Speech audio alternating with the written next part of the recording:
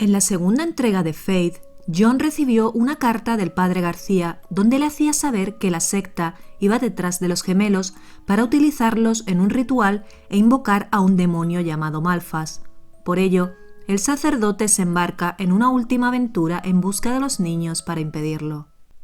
Antes de comenzar con el vídeo, tengo que advertirte de que este contiene una gran cantidad de spoilers, por lo que, si aún no lo has jugado, te recomiendo volver una vez lo hayas hecho. El juego comienza con un flashback mostrándonos a John y al padre Ulrich viajando en coche hacia la casa de Amy el mismo día en el que le realizaron el exorcismo, un año antes de los acontecimientos ocurridos de las dos primeras entregas. Aquí se nos deja claro que John, en ese momento, era solo un ayudante, y ese fue su primer exorcismo, por lo que el padre Ulrich le dice que siga exactamente sus instrucciones y le advierte de que no crea en todo lo que va a ver y oír durante el exorcismo. Vemos cómo ambos hombres llegan a la casa y son recibidos por los padres de Amy. Luego bajan al sótano donde tienen a la chica atada a una silla. En cuanto el padre Ulrich llama al demonio, este se manifiesta. Entonces John despertará en su cama. Esta entrega transcurre 3 días antes de la noche de Halloween, el llamado Sábado Profano, fecha muy marcado en el calendario, pues es sabido que muchos cultos eligen este día para llevar a cabo rituales sangrientos y demás aberraciones. John tiene el tiempo en su contra y solo cuenta con 3 días para encontrar a los niños. Ya en la actualidad, John despierta en su casa. Aquí hay una nota del padre García, quien le hace saber que ha buscado a los niños, pero que no los encuentra en el registro estatal, por lo que cree que deben de estar con algún familiar ahora. Recordemos que los padres de Amy han muerto, por lo que los gemelos pasaron a ser niños huérfanos. Él les recomienda que investigue la clínica donde Amy trabajaba como voluntaria, la misma donde sabemos que los miembros del culto llevaban a cabo sus reuniones. John pone rumbo a la clínica. Fuera hay un agente de policía que no nos dirá nada interesante. Una vez dentro, veremos que el lugar está abandonado y leeremos algunas notas que nos informan sobre lo que hacían con los pacientes aquí y cómo claramente ocultaban algo. Al parecer, esta clínica estaba relacionada con la ginecología, donde atendían a las mujeres embarazadas. Prueba de ello, tenemos algunas ecografías donde podemos ver fetos en desarrollo. Puede que esta sea la misma clínica a la que acudía la chica de la segunda entrega, quien nos contaba en una carta que perdió a su bebé y que después de eso, una extraña mujer la guió hasta el bosque donde conoció a Gary, el líder de la secta, por lo que damos por sentado que esta chica terminó uniéndose al culto satánico. Quizás Gary y sus devotos usaban esta clínica para así obtener a los niños que utilizarían como sacrificios en sus rituales. Durante la exploración, algo ataca a John, dejándolo atado a una camilla. Ese algo regresa y tendremos que escondernos de él sin poder bajarnos de la camilla. Entonces, el policía nos encuentra, liberándonos de las ataduras. El sacerdote y el policía caminan juntos hacia la salida, la cual está tapiada con tablones de madera. Pero entonces los entes demoníacos de antes comenzarán a aparecer y tendremos que retenerlos con nuestro crucifijo mientras el agente los elimina a disparos. Ambos sobreviven y consiguen salir. Fuera, un grupo de personas han metido fuego al coche del agente, por lo que éste sale corriendo detrás de ellos furioso.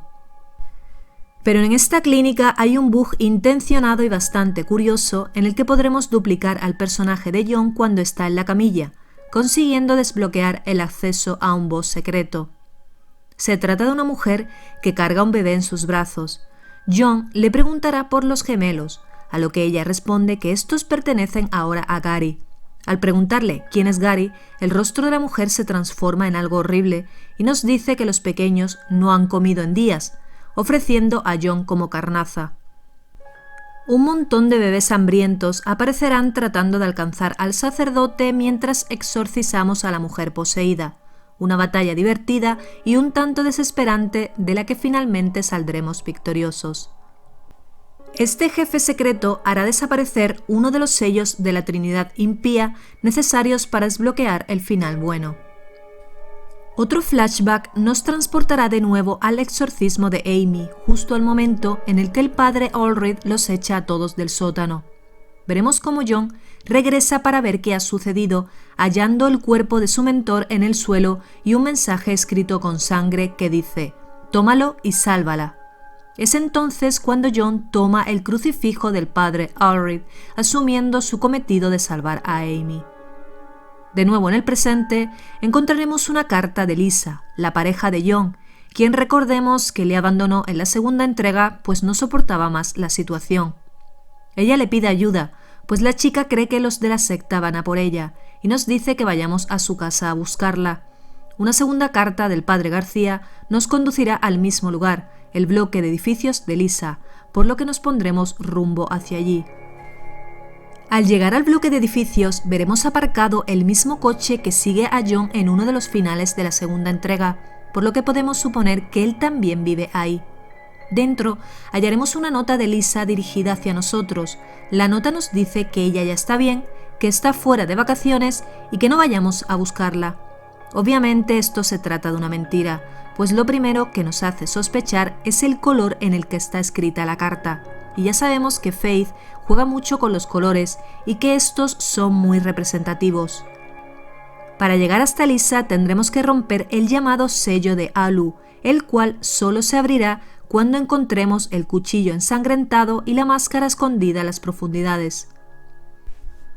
Necesitaremos llegar a la 7ª planta, pero no tenemos forma de llegar ni en el ascensor ni por las escaleras. En la 10ª planta hallaremos un montaplatos, el cual en realidad utiliza la secta para enviar a sus sacrificios vivos hasta lo más profundo del edificio. Tendremos que meter el crucifijo en el montaplatos para poder acceder a esta planta baja, donde encontraremos la máscara, pero también nos toparemos con una entidad maligna, la cual deambula por el edificio y también podremos ver dentro del ascensor. Esta entidad demoníaca aparece en los dibujos de un niño llamado Timmy y logrará poseer a John durante unos instantes. Una vez que encontremos el cuchillo, el sello del demonio Owl se romperá y nos encontraremos con Lisa, quien claramente está poseída. Durante esta batalla, John podrá ser poseído y tendremos que ir con cuidado cuando esto pase porque podremos matar a Lisa. Tras liberarla, esta nos dice que Gary Millers se ha hecho con el control del edificio y que está tratando de resucitar a un horrible demonio, por lo que nos ruega que lo detengamos. De vuelta a la 10ª planta, veremos cómo la entidad maligna se está llevando a un niño, el cual suponemos que es Timmy, pues este confía en esta cosa al considerarla su amigo. Pero el camino nos conducirá a otro jefe, Tiffany, otra de las devotas de Gary, quien se ha ofrecido voluntariamente como recipiente invocando al hijo del llamado indescriptible. Gary se burla de John en una nota, haciéndole saber que está perdiendo el tiempo ocupándose de almas vacías y que pronto se verán. Un agujero aparece en el ascensor, el cual nos conduce finalmente a la 7ª planta, donde hallaremos el cuerpo sin vida de Timmy, quien ha sido usado como sacrificio. Marcharemos del bloque de edificios sin pistas de los gemelos, pero logrando eliminar otra de las partes del sello de la Trinidad impía. Otro flashback nos lleva al momento en el que John encuentra a Amy en el ático. Aquí, el demonio se burlará de John, haciéndole dudar de sus capacidades, pues recordemos que aún era un novato y aquel era el primer exorcismo en el que nuestro protagonista participaba, y el demonio de alguna manera lo sabía.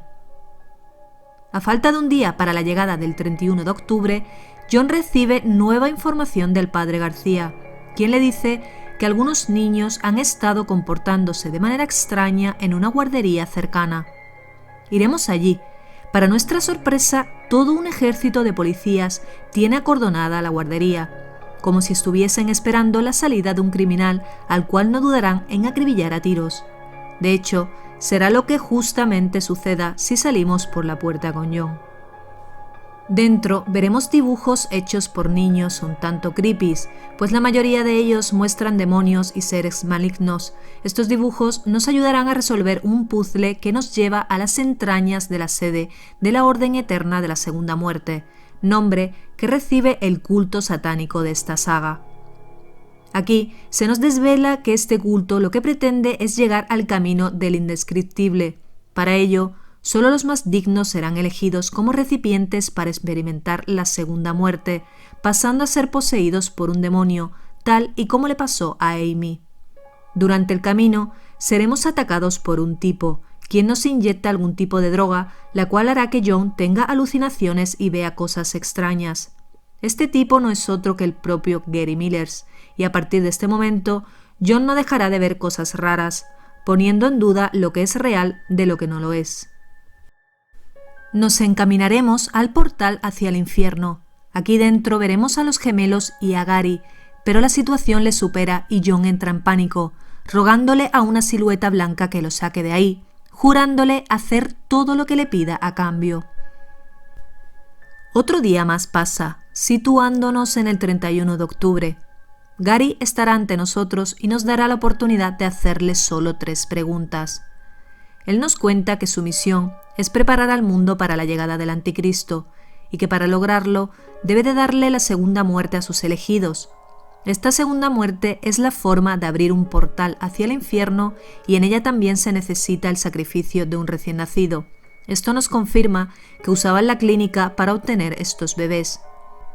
También nos dice que los gemelos nunca fueron reales y que solo los usó como excusa para traernos a él. Si le preguntamos por la inyección, nos dice que fue un regalo para preparar su alma y su mente a la entrada del indescriptible, y que sin ella no sería posible que él estuviese ahí. Por último, nos hace saber que Malphas es otro espíritu necesario para atraer al Anticristo, y que ya ha sido invocado a este plano, por lo que su llegada es inminente.